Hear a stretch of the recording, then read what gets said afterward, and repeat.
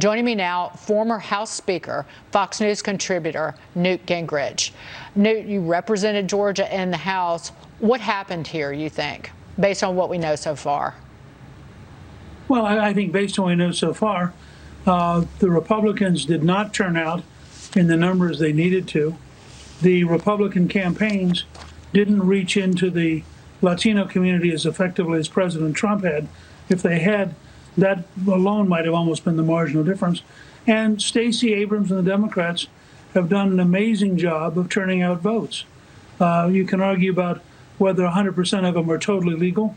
I thought suspicious that late in the evening, DeKalb County found another 50,000 ballots that they just had missed somehow.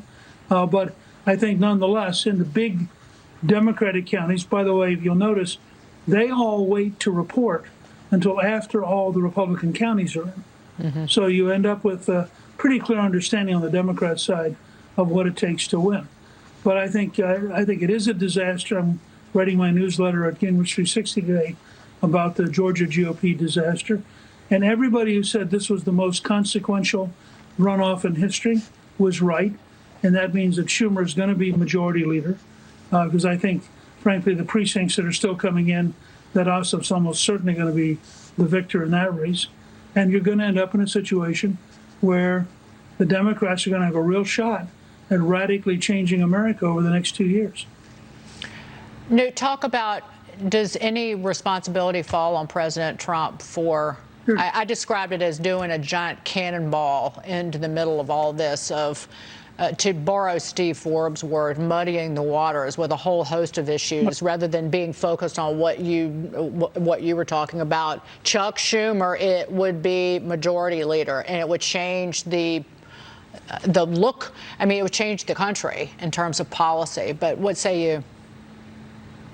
Well, I look at a couple of things. I mean, one goes all the way back to when Governor Kemp decided that he would reject President Trump's suggestion about Doug Collins, the conservative congressman, as the senator. He picked Kelly Loeffler. Mm-hmm. That created a level of bad blood.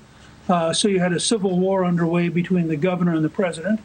You have in Raffensperger, the Secretary of State, somebody who was closer to Stacey Abrams, the Democratic organizer. He's much closer to her than he is to any Republican I know of. You end up with a situation where the president didn't coordinate with anybody when he proposed $2,000 a person.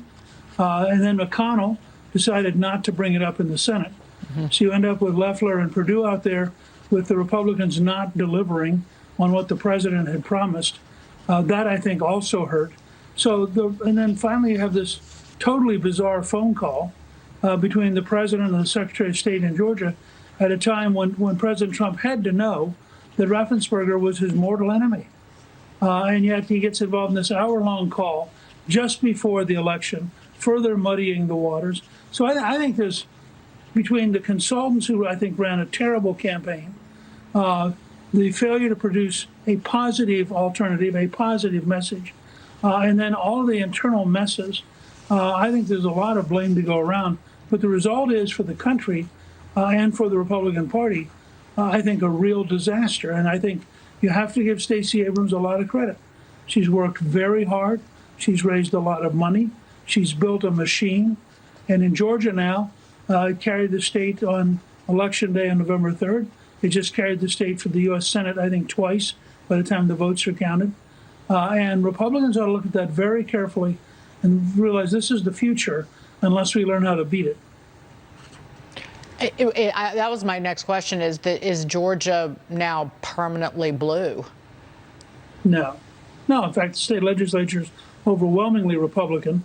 Warnock's probably going to be a 2-year senator because by the time he gets to Washington, he proves how radical he really is.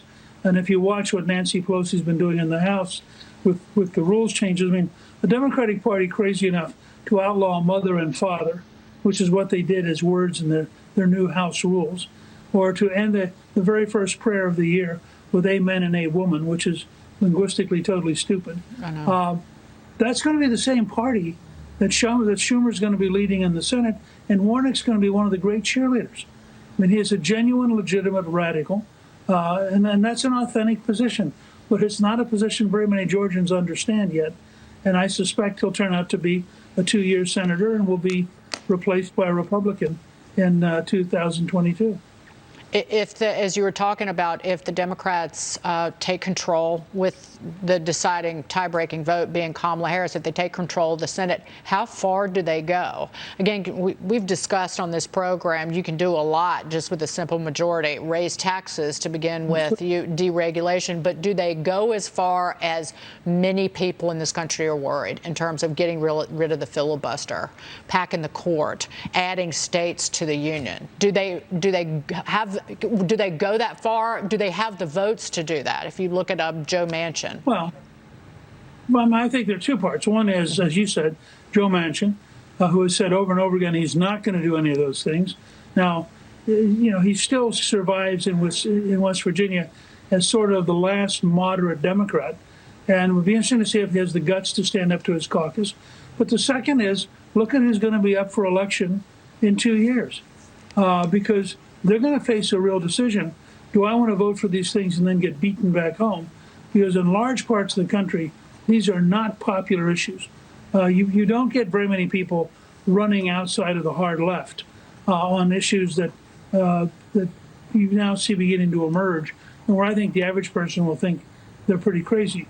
I do not think that there's anything like a majority willing to be for the kind of things that AOC wants. And I want to ask you to, all eyes on Capitol Hill today. Newt, the Electoral College certifies votes during the joint session of Congress, but there are a growing number of Republican lawmakers in the House and the Senate set to challenge that certification. What do you expect to come out of this? And certainly great pressure that's being put on Vice President Pence by even President Trump to do something, if you will. Well, look, I think Vice President Pence is in a tough situation because he presides, but he doesn't control. Mm-hmm. And I think if he were to make a really bold, radical decision, he'd be overridden by the Senate instantaneously. So he's got to figure out what is his honest constitutional duty and do it, whether it makes the president happy or not. Second, I think that what Ted Cruz is doing is actually basically right. The Constitution is very clear. The Federalist Papers explaining the Constitution are very clear. The Congress, the Founding Fathers were terrified that a foreign government would manipulate our system to control the president. They say this very clearly. And I think they saw the Congress as the last place to judge, not just to be a clerk who receives, but to judge. In 1877, the Congress created a commission. Both in Jefferson's election and in John Quincy Adams' election, they took over 100 days to decide ultimately on the electors. So this is not an automatic rubber stamp. And I think to say, couldn't we have 10 days without in any way affecting the date of the inaugural? So Biden can go ahead and draft his inaugural. Trump, who's a permanent optimist, will go ahead and draft his inaugural. But one of them will give an inaugural on the 20th of January.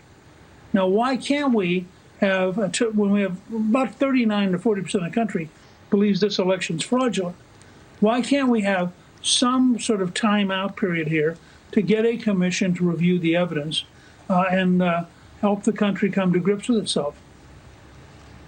Newt, before we close, so I was walking around my neighborhood and I walked by this vintage poster store, and in the window was a poster with Bob Dole and you, and I forget who else was on the front of it, but it was a pro-Democrat poster from '96 that was for sale, and it was expensive, Newt. It was really expensive. Probably Jack Kemp. Yeah, it was Jack Kemp was on it as well. And I had to laugh, and I was like, I don't know if anybody back in '96 could have imagined where we are today in terms of everything. Oh, I don't think we could have. I don't think anybody in 2015 could have imagined where we are today. This has been a wild ride. A wild ride, but certainly policies, deregulation, and lower taxes that unleashed growth in the job market and growth in wages for really, rank and file workers in a way that nobody saw coming. President Trump saw it, I don't and think, you did. I don't think Biden and his allies, including the media, have any idea how hard it's going to be to get us out of the current economic disaster. And as you point out, and I agree with you totally, how many small businesses have been crushed, how many people aren't going to go back out again and start up. This could be a 3 or 4 year recovery easily. And if you look at the Obama track record, the Obama-Biden track record, this could be a 10-year recovery. And in that process, it would frankly devastate the Democratic Party. I mean, Kevin McCarthy, I think almost certainly will be the Speaker in 2 years. As I said, I think Warnock's only going to last 2 years. So the odds are pretty good that Mitch McConnell will be back as Majority Leader in 2 years. But the large, that's going to be driven in part by the contrast with what Donald Trump did on the economy. Right. As Steve Forbes wrote in a piece, he said, if the Democrats did nothing, if they do nothing for 6 months, even a year, they'd look like geniuses. Just don't do anything. But they'll be pushed by the far left, as you've pointed out. They can't do that. I know. Newt, it's great to see you, as always.